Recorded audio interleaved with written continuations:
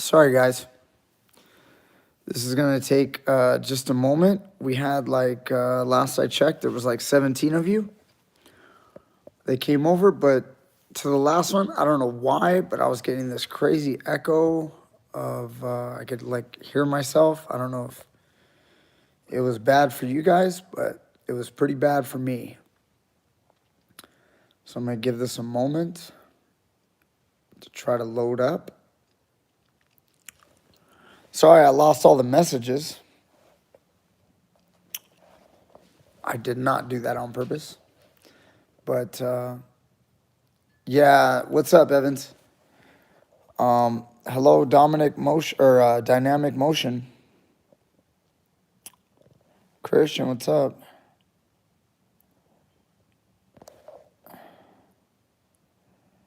Okay, we have yeah, it was, thank you, RL. It was messed up. Okay, so first up, Christian, real quick. Love your channel. It's the only one I'm subscribed to. Gun to your head. If you had to recommend 3 takedowns, 3 guards, 3 submissions for a grappler to focus on, which would it be? Okay, 3 takedowns. I would say a double leg. A double leg. Maybe a body lock, like a bear hug, and you have to know how to sprawl. That's 3 takedowns, because if you sprawl on someone and get a front headlock or snap them down, you can go behind them. 3 guards, obviously closed guard, butterfly guard, and half guard. And then 3 submissions for a grappler to focus on. You have to focus on a rear naked choke. You have to focus on an arm bar. And I would focus probably on a triangle or possibly a kimura. But anyway, that's what I would focus on. Anyway, Sal wants to know, just how strong is Antonio McKee when wrestling? I hear he's incredibly strong. The legends have been going on forever about how strong Antonio McKee is. I personally don't have an experience wrestling with McKee, but he's much bigger than me, much stronger than me. I'm sure the legends are true. He's very strong. So, thoughts on using crossfaces while wearing watches and bracelets for self-defense? Honestly, I don't think it's really that much different. Obviously, it wouldn't be fun to have a watch or a bracelet, but and get cross-faced. But cross-facing doesn't feel good either way, and I don't think you should overthink that. It's if you get hit with a crossface, wrestling is wrestling. It's gonna change. It's not gonna stay like that forever. Sure, it doesn't feel good, but I think technique of your crossface is more important than wearing a watch or a bracelet. Christian, I'm sorry, no single leg. Yeah, single leg could go in there too. I usually choose, for a straight beginner, I choose double legs over single leg, because even if a guy shoots for a single leg, he eventually wants to get to a double leg in some way, shape, or form. So usually that's why I always start with a double leg.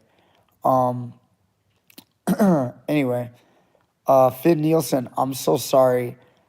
I can't reply to your essay of questions on judo and the limitations of training grappling outside of BJJ and UK. Well, I can't. I don't have your essay anymore. I'm so sorry. It's gone. It's long gone. But if you want to type up your essay again, or just give me a, let me see. Judo and the limitations of training grappling outside. Yeah, I could talk about that. What's up, Common? Okay, let me keep trying to do this, guys, as quick as I can as we roll through everybody. Please hold the comments until I get done with Finn Nielsen's. The limitations of training grappling outside of BJJ. Yeah, it's all screwed up, guys. As much as BJJ has got its own problems, the rest of the grappling world is got tons of limitations. Wrestling doesn't have submissions. Uh, they end a match with a pin. So, obviously there's the people with the catch wrestling idea in their head, but catch wrestling is just overall just not done on a large scale. And most of what I've seen from catch wrestling is pretty far off. I'm not saying it's like that everywhere, but the amount of people that are doing good catch wrestling is probably so small that it's just the rest of them. The rest of catch wrestling gives the good catch wrestling a bad name. So because there's so much bunk, there's so much ridiculousness in the catch wrestling world. It's almost like the kung fu of grappling. And there's even worse than that. But anyway, sorry, catch wrestlers. Judo, yeah, total limitations. Like, let's just spend 10 seconds on the ground to try to, get submissions. Let's not touch leg locks. Let's not do leg attacks when we can't shoot for the legs. Only more traditional judo throws that don't involve grabbing of the legs.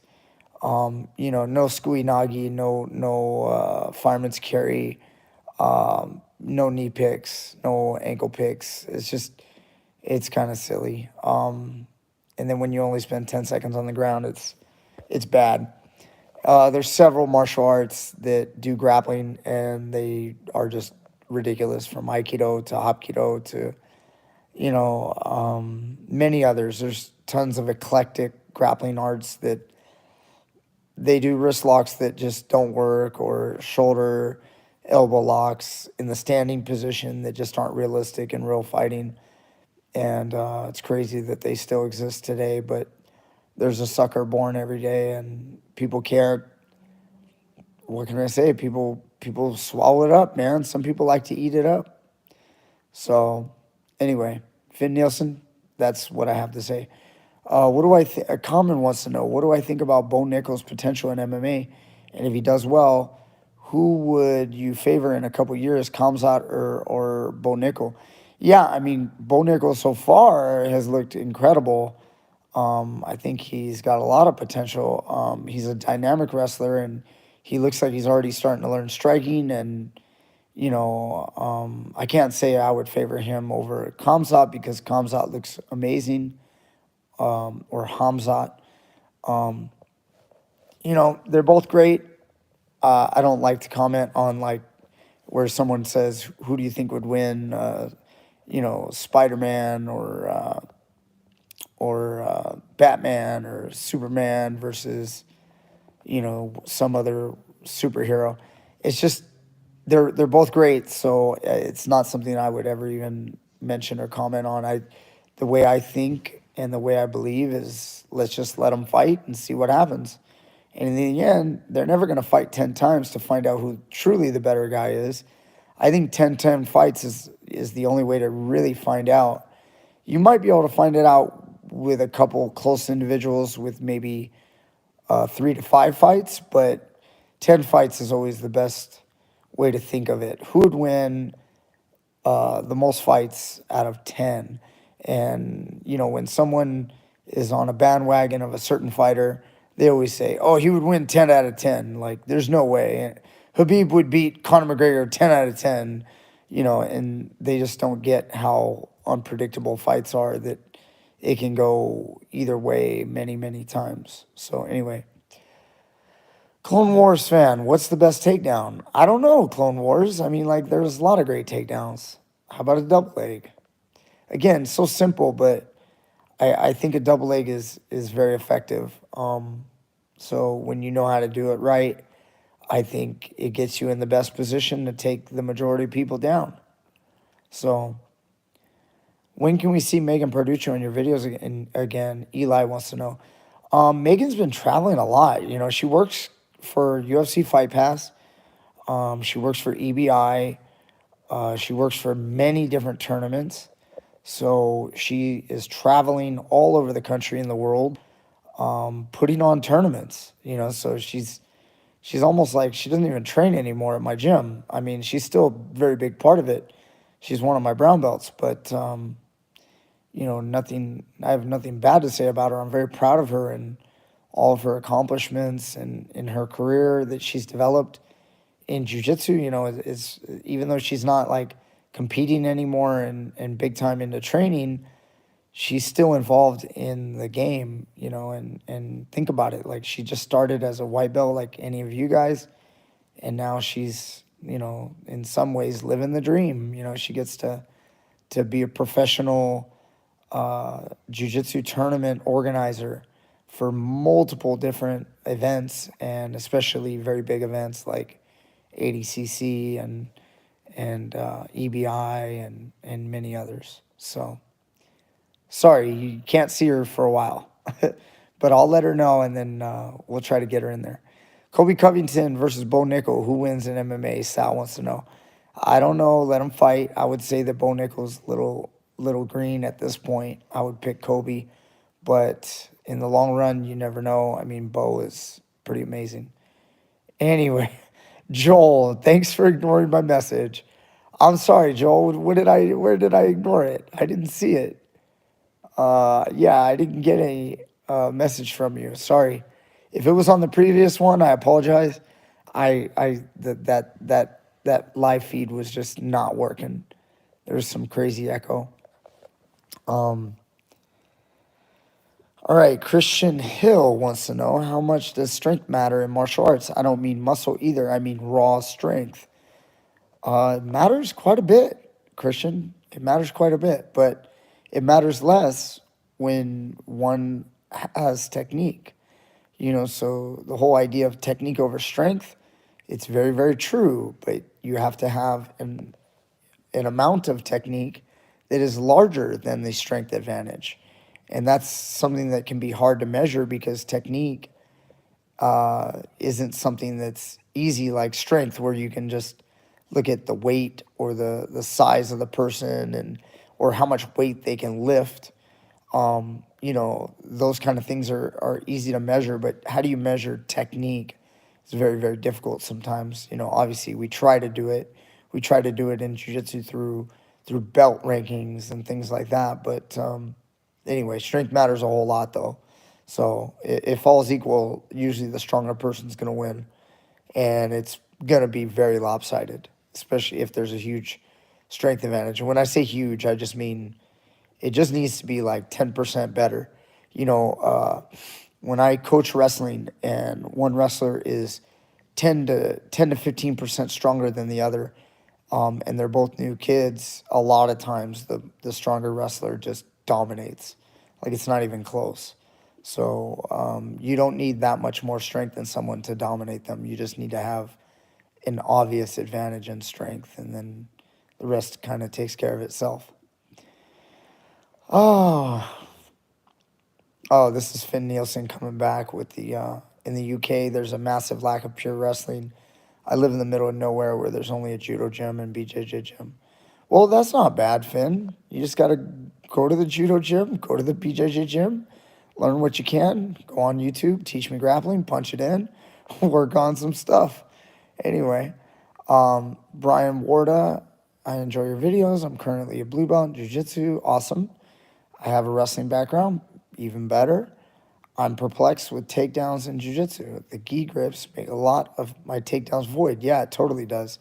When you put on a gi, wrestling kind of like really fades, guys. Unless you shoot from the open, and when you do that, a lot of times it's limiting a lot of your wrestling because you're shooting from too far out. The gi can kind of really screw with your wrestling until you learn some judo, and then you can blend it. But judo tends to lend itself a lot better to the gi. Yeah, I mean, and it's pretty obvious. I mean, they're the ones that use it. So sorry, dude. Train some nogi, and then you'll enjoy your wrestling a lot more. Anyway, Mr. Yaya, hey coach, what should a new 2-month BJJ student focus on? I would say 2 months, Mr. Yaya, you need to focus on your defense, developing your guard, understanding the basic positions, mount, side control, back control, half guard, full guard. You have to learn some basic takedowns, some basic defenses to takedowns. again, focusing on keeping your elbows in, focus on learning how to hip escape and shrimp back to guard to retrieve your guard. Once you can do all that, learn some basic submissions, arm bars, rear naked chokes, kimuras, arm triangles, and triangle chokes, and get going like that. Okay, Finn Nielsen back at it again. My thoughts are, can you learn effective grappling with judo, learning top pressure and submission like sambo, or is it mainly just trips and takedowns to get it to the ground? You know,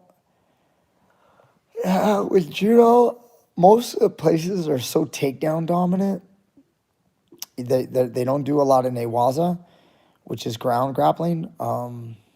So again, I hate to judge every book by its cover, but when you hear judo guys, you're typically talking about a takedown throwing type martial art that uses clothing for the most part.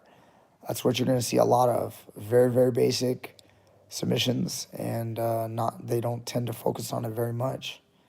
What's my favorite submission and your most successful one? That's a tough one because, guys, I think what part of the reason why people like my channel too is because I do so many different things. Like I sound very arrogant saying this, but I feel like I'm pretty damn good everywhere. So when you say what is my favorite submission, most successful, it's kind of hard to say because I'm good at arm bars. I'm good at rear naked chokes. I'm good at darces. I'm decent at triangle chokes. They're not really my biggest thing, but I'm still very good at just about all of it, leg locks. Man, what's my favorite? I would say it's some type of arm bar. I think, but then the moment I say that, it's probably got to be a rear naked choke. Guillotines, I mean, there's so much, guys. I mean, I used to prove your necktie people a lot. I used to crucifix, choke people from the crucifix, armbar people from crucifix, omoplatas. I was big on omoplatas. I mean, I was always doing like a lot of different techniques. Barato plata. I could barato plata so many people. I mean, there was so much stuff that I was good at. It's hard to say. I know I sound super arrogant saying that, but it's how I feel. I'm definitely not a one-trick pony. So, Finn Nielsen, because you see Dagestan fighters like Zabit, Islam, and Habib, as well as many others that seem to use it effectively, and fighters such as Poirier and Gaethje have said the top pressure and balance. Yeah, guys, that Finn Nielsen, that comes from, let me finish, and weight distribution is next level, and what they're used to training normal American wrestling. Guys, look, the guys from Dagestan, they're very good. They're very good, but don't get it twisted. I mean, like, if you take the best guys from Dagestan and then you take the best guys from the U.S., you're gonna get the same thing. Let me say this. One of the things is that when you live in Dagestan and you're one of the best guys, your dream is to fight in the UFC. When you're one of the best wrestlers in the United States, your dream is not to fight in the UFC. Your dream is to win an Olympic gold medal. Like, the American wrestlers are arguably just as good, but it's just that their dream isn't to go in the UFC. Who wants to get punched in the face? You live in America. It's like, nah, I'll just be you got to understand, once they become an NCAA champ and they go to the Olympics, they come back when they're done. They're just thinking, you know what? I'm going to get paid to be a D1 college coach, and they're like, yeah, I'm going to make six figures. They're going to make pretty damn good money at a D1 college, when they're that damn good. So anyway, so what I'm saying is wrestlers are great with pressure and balance, like you said, but I don't think it's anything specific to Dagestan. I think that that's just something that is recent. You have a lot of Dagestani fighters. They're finding new opportunities in other places in the world, and obviously they're good. But there's many good people from all around the world. So great wrestlers are everywhere. So anyway, I mean, the Iranians are great.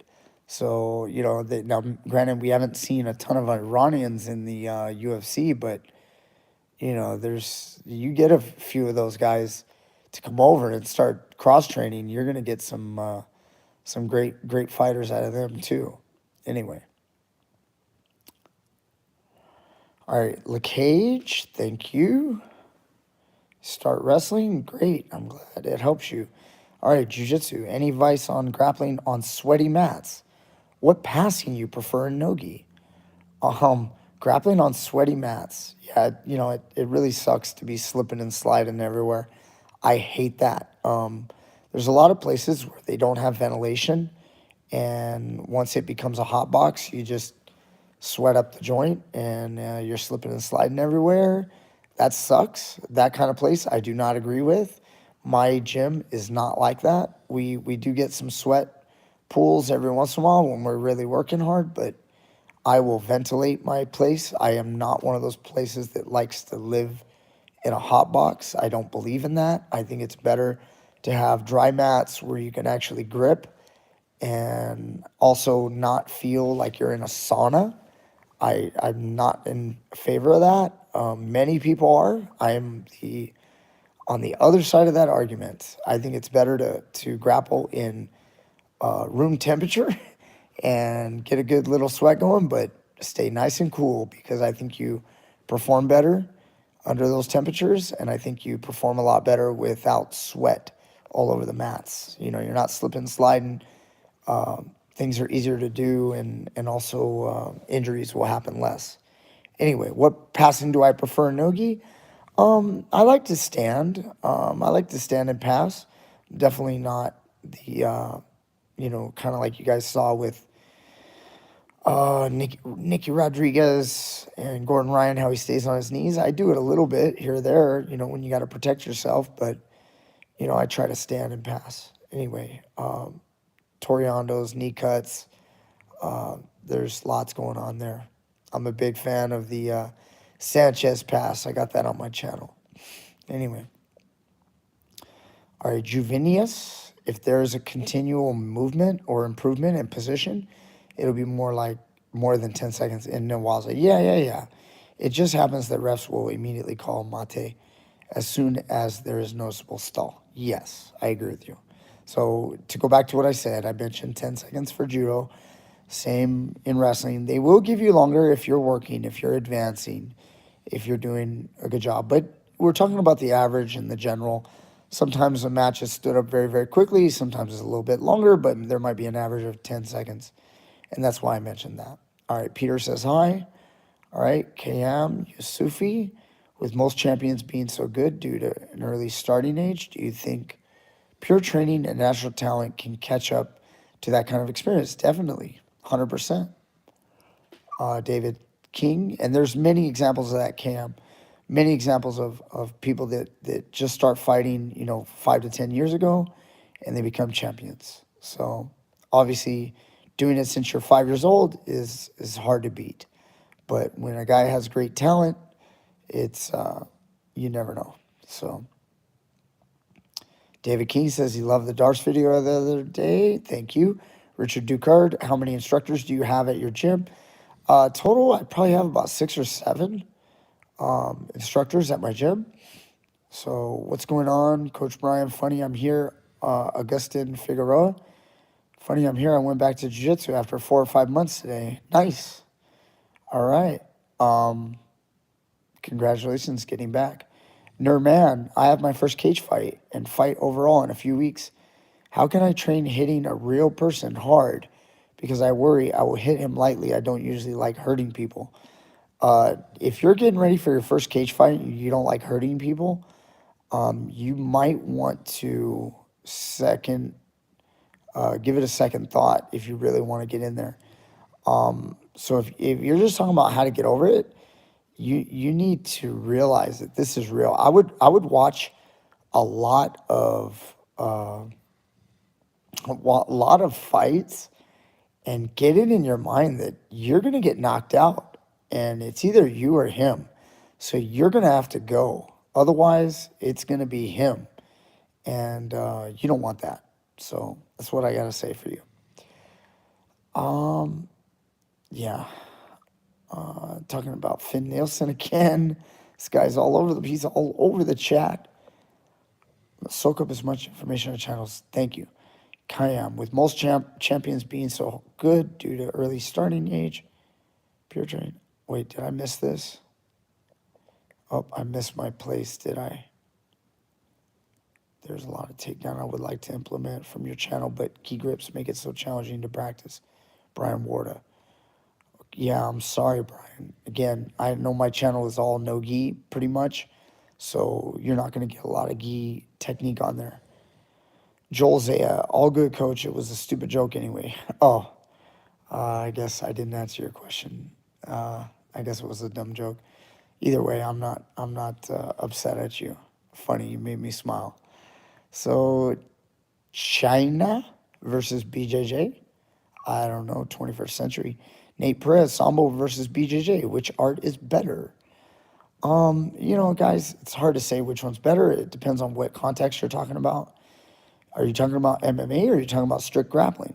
Obviously there's combat sambo, which is a little closer to MMA than Brazilian Jiu-Jitsu is, and regular sports sambo. But if you're talking about just grappling prowess and submission capability, like you gotta say, like, if the best sambo guy fights a Brazilian Jiu-Jitsu guy, what are the rules? If it's gonna come down to a submission, then the Brazilian Jiu-Jitsu guy is gonna win most of the time.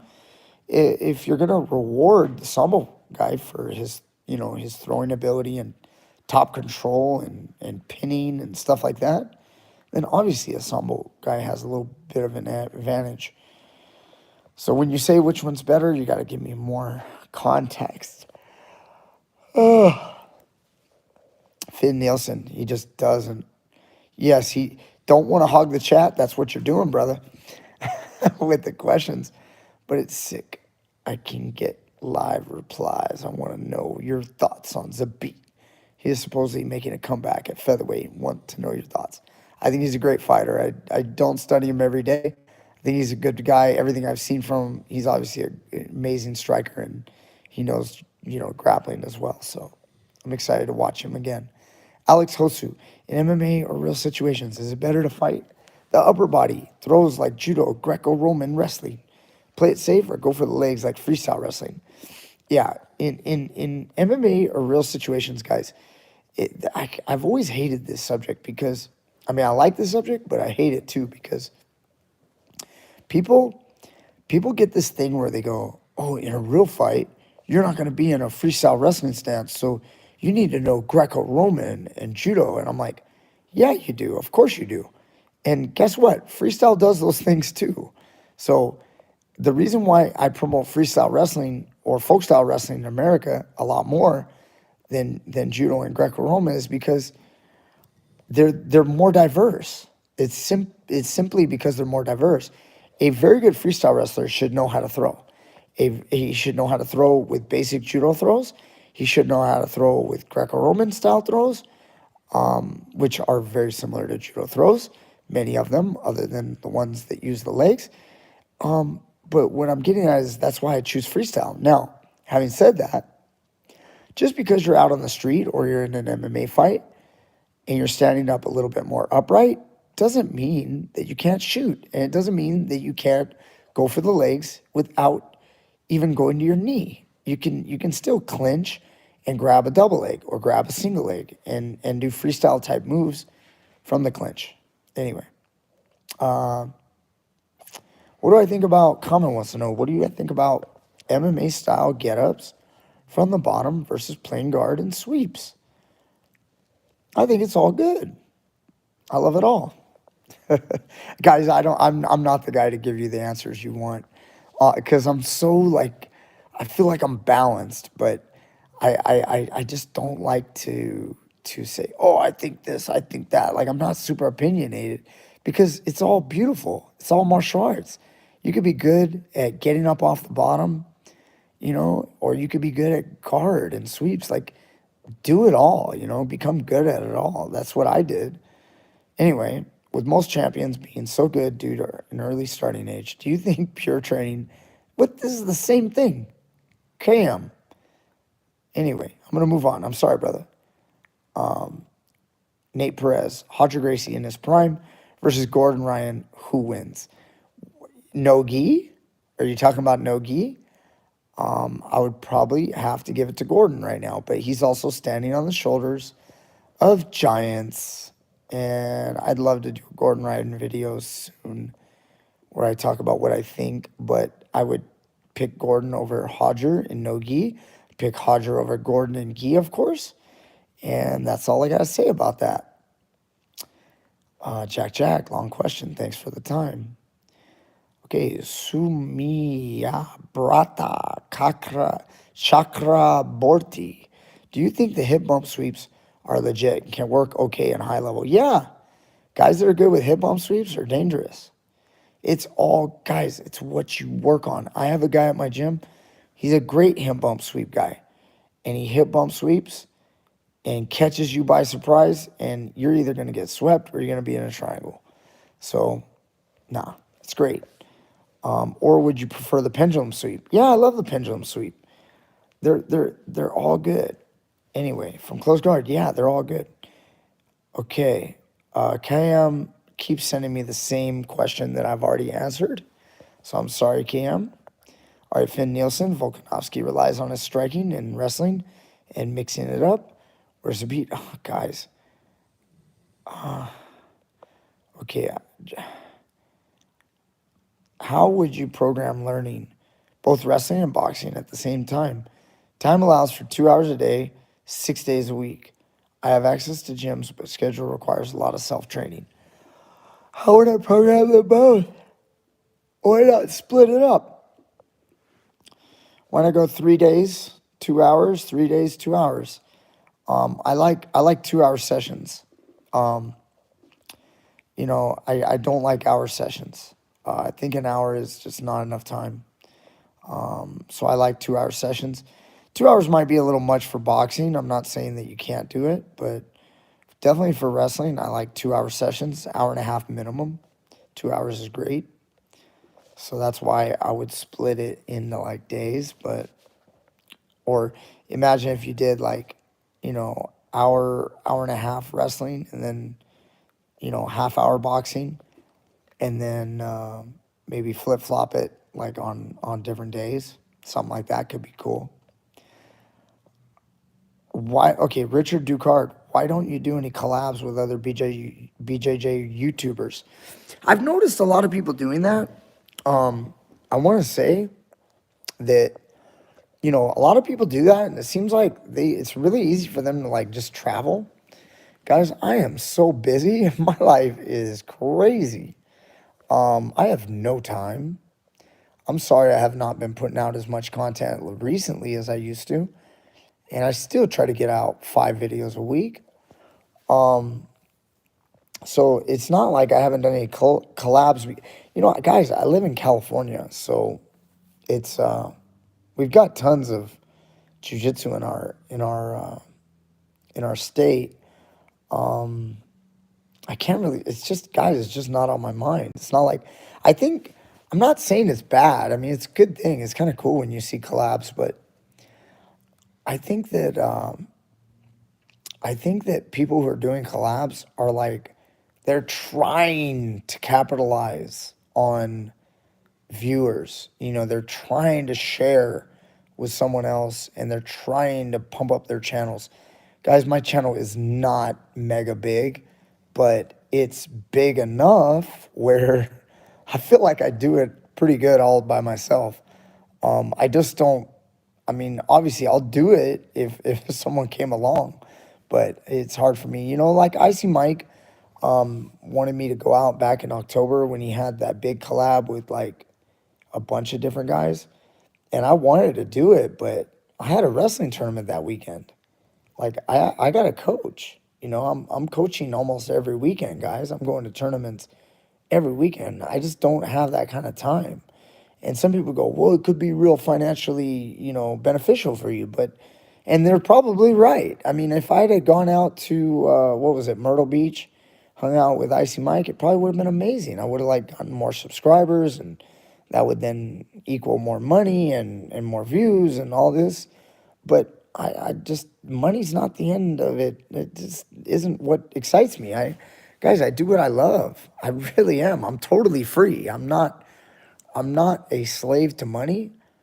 I just don't, sure, I want to make money and I do make money, but I'm not one of those guys. I'm not all about the dollar, and I'm not, it's just not about that. I train my guys, my students. I love my family, my students, my girl, and, I care about them, so I put a lot of time into them. When your guard is being passed, I don't know if I'm saying that right. When your guard is being passed, do you prefer getting your knees or working from your back? Getting your knees yeah, like if my guard's getting passed, I'm going to try to go to my knees for sure. I don't want to get my guard passed. But if you do get your guard passed, and you can't get up, you got to make sure you make your move at the right time. You can't just like fight to your knees and give up a whole lot of, positioning or submission or something. Hope that makes sense. So I also don't have a problem with being on the bottom. If I am dominated for a bit, I'll try to work on escaping. But yeah, I'm always going to try to go to my knees first to try to get my guard back or reverse or stand back up. Nate Perez, what's the best type of cardio training for grappling and BJJ? What's the best type of cardio training? For grappling, I would say doing a lot of grappling, but cardio training, I like hill running. I like doing sprints uphill.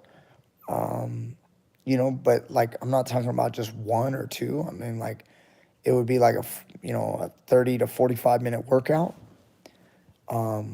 We're just doing hills. So I do like doing that, but that may not get the upper body going that much, but I love getting my lungs pushed like that. But the other type of stuff I try to do is I believe in a lot of resistance training, lightweight resistance training, or body weight type exercises, from push-ups to pull-ups to squats, things of that nature.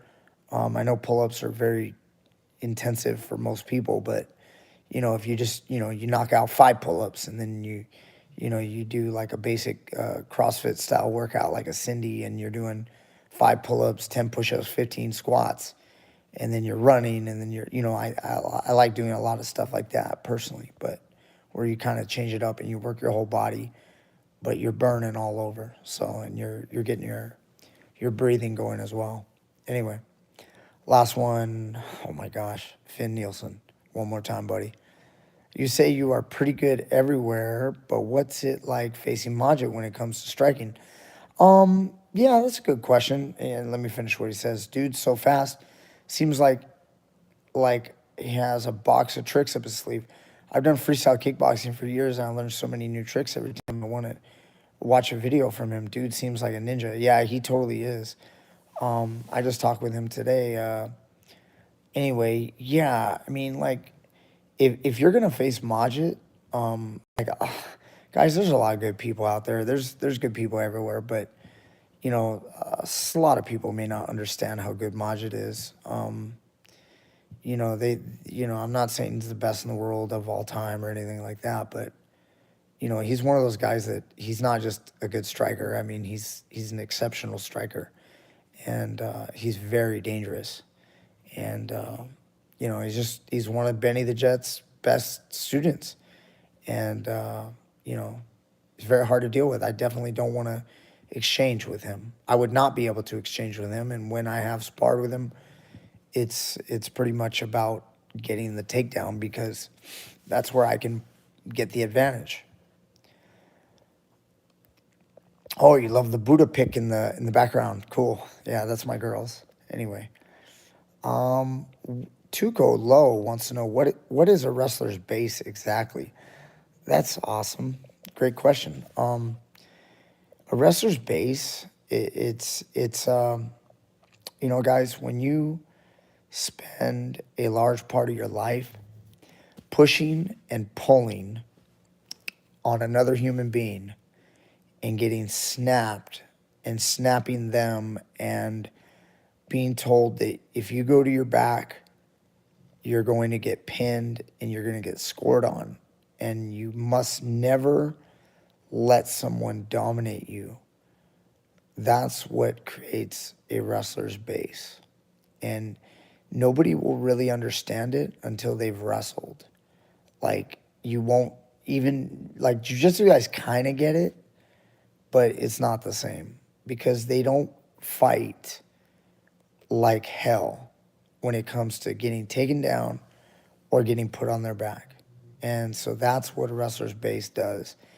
And obviously, if I do a lot of jiu-jitsu, my wrestler base will recede a little bit. It'll come back. It'll come down a little bit, but it's not necessarily bad. It depends on the situation. Sometimes it's better to have an extreme wrestling base. Other times it's better to have a little more jiu-jitsu flow. But anyway, that's a wrestler's base. It's still very hard to describe. Christian Stassen, for someone starting at a young age and wanting people to grapple, is it, in your opinion, better to focus on one of BJJ or wrestling and master that before cross-training, or to do both from day one? Yeah, if I'm going to build the best grappler, I'm probably going to start with wrestling.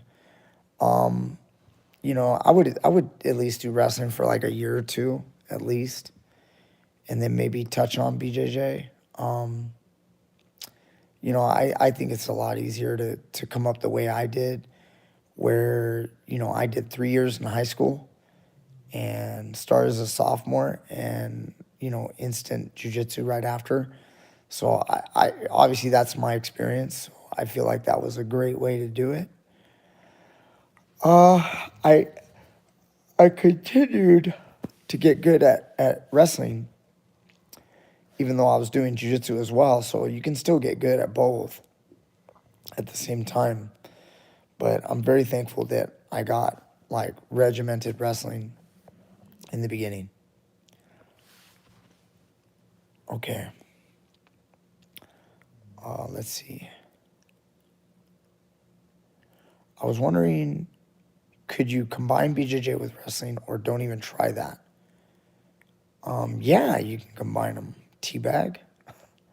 Hi, Brian. Massive Fresh News 247 wants to know. He wants to tell me he's a massive fan. What's one thing I should add to the Christmas party menu to please the in-laws? I would probably, what I love are some St. Louis spare ribs. So if you did some St. Louis spare ribs and you know how to cook them, or if you knew how to do some Texas-style brisket, I think you add that to the menu, and the in-laws are going to love you. All right, Grant Slatton. If you could invent your own rule set, what would your ideal rule set be? That's a great question. You know, people have been talking about this. I saw an interview with Gordon Ryan where they asked him about rule sets, the Olympics, and all that. So I did watch a video with an interview with that. You know, the best rule set, I don't like ADCC, to be honest. The first half being no points, I think is stupid. You're either going to, look, we either have to decide, are we doing submission only or not? So it's like ADCC wants to do like half and half. People hate EBI rules right now because of the Gordon Ryan, Nicky Rod match, which I understand. I like it all, but what I'm saying is pick one or the other. And if we're going to pick the best rule set, I think to make the best grappler for MMA or for self-defense, I think you have to have a rule set with points. I don't think the submission-only style is the best for MMA, and I don't think it's the best for, you know, self-defense. So there's a big problem there. I like basic jiu-jitsu point system. The pulling guard is got to go. It's got to be -1, or give the top player a point when somebody pulls guard. That's what I think. I'm okay with it being just a point. Like, if a guy gets the takedown, it's 2 points. But if a guy pulls guard, it's like a gambit in chess. It's 1 point. So, like, to me, he should be down 1 point, or maybe 2. I can see the argument for 1. I'm also okay with 2. But definitely a guard pull should not be nothing.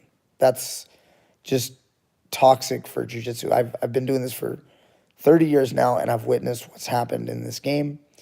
And it has proven, jiu-jitsu has proven to be toxic when you allow pulling guard with no cost to pulling guard. So there's an issue there. Other than that, I like the whole passing guard, sweeps and mount and back. I like the point system. I think it shows people that, the value of positioning, of the mount, of the back control. I agree with that for the most part. I think it's kind of hard to improve it. But submissions, I do like having all submissions, from neck cranks to leg locks to everything else. Teabag, and I really liked your wrestling versus BJJ fight. The wrestler had great takedowns. Yeah, thank you. That was a very popular video. So, Jesus or Jesus. I'm sure it's Jesus. Hey, Coach, I just showed a really good wrestler your drag out video. Was new to him. I love your wrestling videos to complement my jiu-jitsu. Any other cool, funky stuff? Man, there's tons. I got tons of cool, funky stuff. Got, well over 1,000 videos. You got to just check them all out. Poliog? Sorry if I'm saying it wrong. If I only compete in the gi, should I only train in the gi? Currently, I do both gi and no gi. If you only compete in the gi, and that's all you're interested in, I think that if you cross-train in no gi a little bit, it could help. But overall, I think you should be training in the gi. If that's all you're going to do is compete in the gi, that's all you care about, then yeah, just stay in the gi all the time. So, just being honest, if that's what you want. So it just depends on what you want. Nerman or near man. Let me rephrase. I don't like to hurt my sparring partners. Oh, this was the guy that didn't want to hurt people. But he's got a fight coming up. When sparring and hitting a bag hard isn't the same as hitting a person hard, is there any more realistic way to hit hard without hurting partners? No. No, you can't hurt your partners, but you do have to hit hard. You have to be ready to hit hard. Look, in my experience, I trained on pads, super light sparring during with another person when it came to striking. But when I would fight, I would try to hit them hard. Like you got to get over it. One way you can do that is put on headgear, big boxing gloves, and a mouthpiece, and you need to really bang. You got to bang a little bit, where somebody can actually take your shots.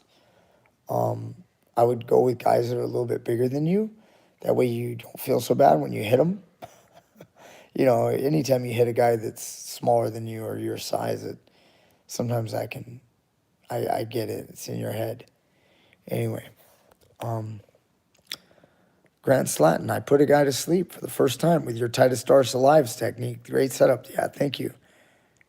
That's awesome. You put a guy to sleep just like what happened the other day at my gym.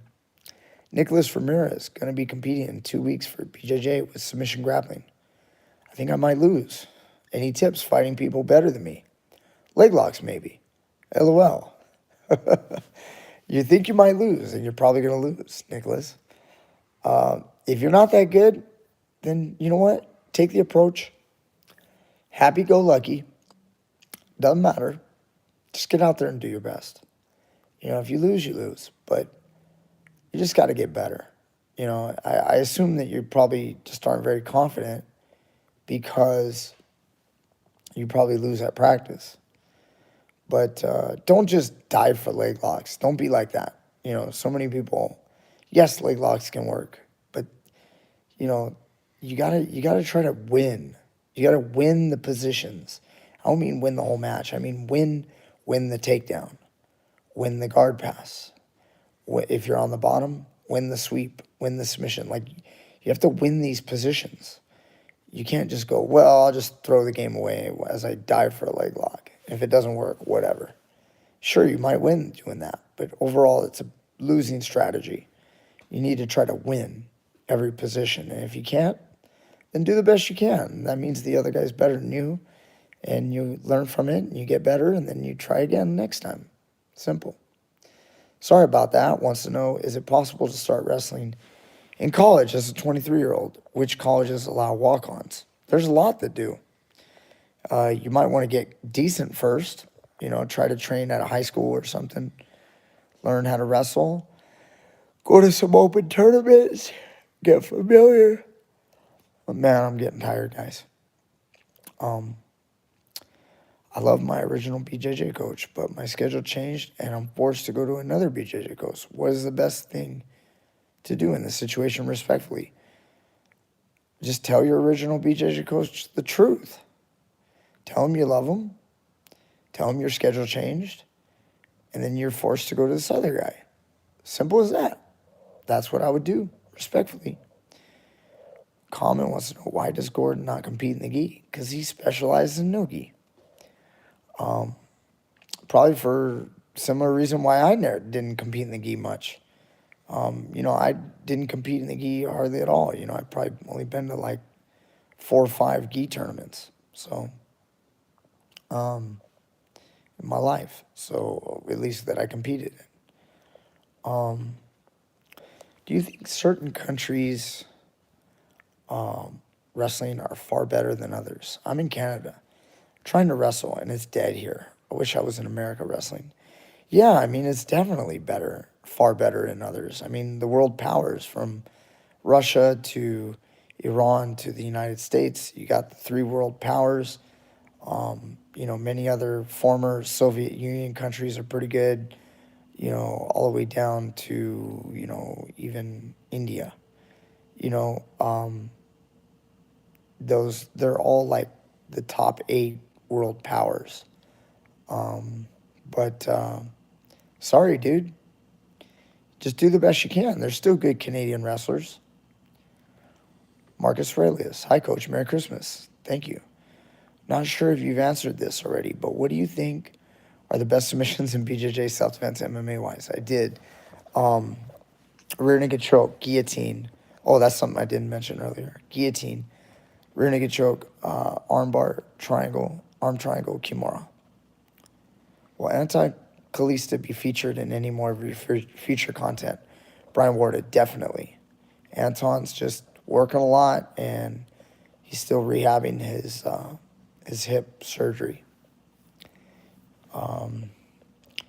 Did you watch Gordon Ryan versus the Mountain Clip? Ryan was 220. Do you think there is a weight limit where past the threshold, the little guy simply has no prayer of applying BJJ? Yes, there is. HFix. Yes, there is.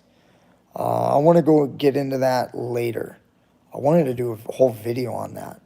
So, Beef Burglar, love the channel, the work you do. Do you have any advice for becoming a competent volunteer coach for Scholastic Wrestling?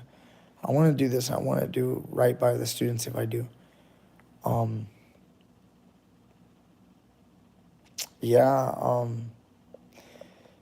There's so much content online. You can watch like college coaches, what they think. Watch some John Smith. He's got some videos where he like teaches coaches how to coach, what they work on at Oklahoma State. I would reference John Smith at Oklahoma State. Just an example, but there's many, many others. Learn the technique and follow their guide. He's one of the best of all time, and you can't go wrong. Rank your top 3 counties in wrestling and why. 170 and lower and 170 and higher. 6 answers, I suppose. Freestyle. Also, why Americans suck at Greco. Also, between freestyle and Greco, who has more horsepower, HP? Iron Ceiling, Adam. Okay, rank your top 3. I think he means countries. It would be Russia, Iran, and the U.S. 170 and lower and 170 and higher. I don't really know what that means. You know what? Yeah, I'm not going to get that deep into it. Why do Americans suck at Greco? We don't do Greco, guys. Our sport is folk style. Americans do folk style. Freestyle is the Olympic style. And because we do folk style, we aren't going to transition well to Greco-Roman. So it just is not popular. It's a dying sport in America. Sure, we do it, but it just is not popular at all. You know, who has more HP? I don't know what that means. Does that mean who has more horsepower? Freestyle or Greco? I don't even understand what that means. Guys, I'm getting tired. I'm starting to fall asleep. Generally, last one, I'm going to bed. It's 6 in the morning, UK. Have you branched out and had amateur fights? And have you ever been knocked out or had a fight stopped? Have you branched out and had amateur fights? I don't know what you mean. Have I been in fights? Yeah. Have I ever been knocked out? Yeah. Yeah, I had a fight stopped. Yeah. Oh, man. All right, guys. I'm going to have to call it a night. I'm sorry if I didn't get to your question. Love you guys so much. I just want to thank you guys. I didn't get to say this yet. I know not everybody, celebrates Christmas, but we have a Christmas holiday here in the U.S. that many of us do celebrate. Even if you don't celebrate it, I just want to say, I wish you guys a good holiday season. Thank you so much for all your support, guys. There's no way that I would be doing what I'd be doing without you guys. So there's so many people that watch the channel. We're nearing 160,000 subscribers, which is huge to me. I started the channel in 2011, and I wasn't super active until about 2017, I believe. Maybe it was 18. Kind of have trouble remembering. But 17, 18, that's when I kind of kicked it into high gear. And man, we went from like 20,000 subscribers to now almost 160. So it's pretty cool. It's a lot of people. I'll never be able to meet everybody. It blows my mind when I think about it, that millions of people across the world have seen my videos. And thank you guys so much. I appreciate you guys. Hope you guys have a good holiday, no matter what you celebrate. Enjoy your time with your family. Life is short. Peace, love, have fun, get after it, make the world a better place. Leave the world better than you found it. So, all right, guys, thank you so much. I gotta go. I'm so tired. I'm passing out right now. I'm serious. I'm about to close my eyes. All right, guys.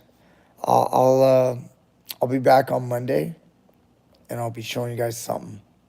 Probably some more great stuff. Anyway, guys, thank you so much. Have a good night. All right, take care.